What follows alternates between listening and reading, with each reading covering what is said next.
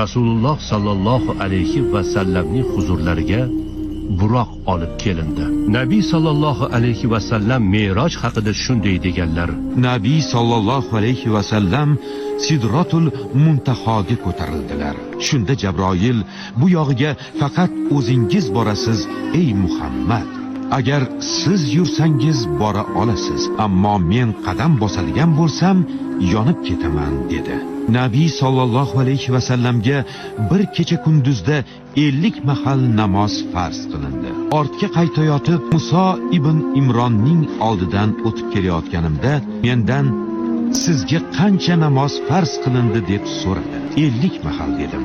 Namoz og'ir, ummatingiz esa zaif. Robbingiz huzuriga qaytib boring, farz namozlarni yengillatib berishini so'rang dedi.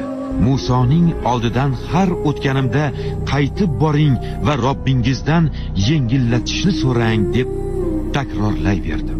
Robbimning huzuriga qaytib bir necha bor so'radim. Endi uyalaman, bunday qilolmayman dedim. Nido qiluvchining shunday nido qilganini eshitdilar: "Ey Muhammad, ana shu 5 mahal namoz, kim ularni iymon bilan savob umidida ado qilsa, unga 50 mahal farz namozining ajri yoziladi." Ya marhaba.